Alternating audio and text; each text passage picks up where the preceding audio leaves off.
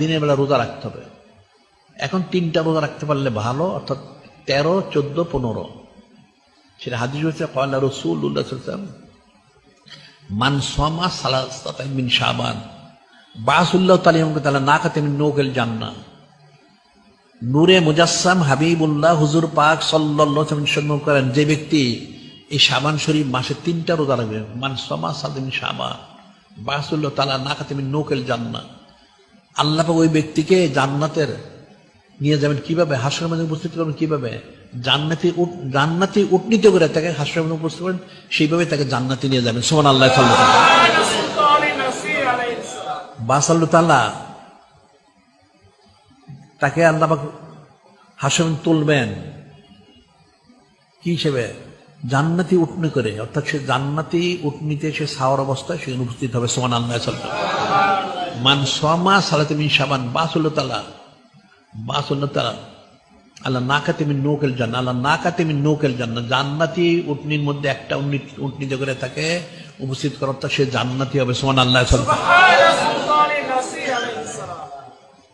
এটা একটা হাদিস শরীফ। আরেকটা যে বলা হচ্ছে ফামা মিন আবদিন ইয়াসুমু মিনহু সালাসাতা আইয়াম ইল্লা গুফিরাত লাহু যুনুবু। ফামা মিন আবদিন ইয়াসুমু মিনহু, কেউ যদি 3টা রোজা রাখে তাহলে আল্লাহ পাক তার জিন্দেগীর সমস্ত গুনাহ খাতা ক্ষমা করে দিবেন। সুবহানাল্লাহ। তারপর যদি কেউ দুর্বল হয়, জয়ীফ হয়, অসুস্থ হয়, রোজা রাখতেই না পারে অগত্যা, তাহলে কি করে? কবজন একটা রাখে 15 তারিখ, সেটা বলা হচ্ছে হাদিসে মান সামা ইয়াউমুল খামিস মিন শাবান, মান সামা ইয়াউমুল খামিস মিন শাবান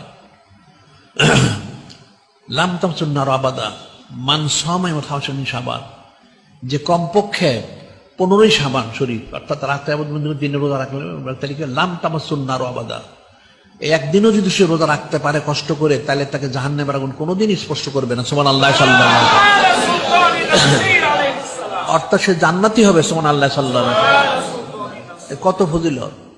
যারা চুচারা কিলোকাল করে, এটা তো মিথ্যাবাদী, ধোঁকা দেয়, ইবলিসের শাগরিদ। মুসলমানদেরকে তারা রহমত থেকে বঞ্চিত করতে চায়। নাউজুবিল্লাহ। আবার আরেকটা আমল রয়ে গেছে, সেটা কি? ক্বালা রাসূলুল্লাহ সাল্লাল্লাহু আলাইহি ওয়াসাল্লাম মায়ুসাল্লি আলান নবী সালাসা মারাতিন ইফতারিহি, মায়ুসাল্লি আলা নবী সালাসা মারাতিন ইফতারিহি। এই যে 15 শাবান যে রোজা রাখবে, এই রোজা রেখে ইফতারি করার সময়, ইফতারি করার পূর্বে, যখন ইফতারির সময় হয়ে যাচ্ছে ঠিক তার পূর্বে, সময় হওয়ার আগে, শেষ হওয়ার শেষ মুহূর্তে মাত্র 3 বার দুরূদ শরীফ পাঠ করবে। মায়ুসাল্লি আলা নবী সালাসা মারাতিন ইফতারিহি, 3 বার দুরূদ শরীফ লম্বা করতে শুধু সাল্লাল্লাহু আলাইহি ওয়াসাল্লাম দুরূদ শরীফ এটুকু পাঠ করতে পারে 3 বার।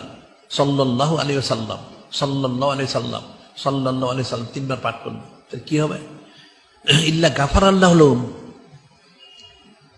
মা তাকাদ্দাম জামবি, ইল্লা গাফারাল্লাহু লাহু মা তাকাদ্দাম জামবি বারাকাল্লাহু ফি রিজকি।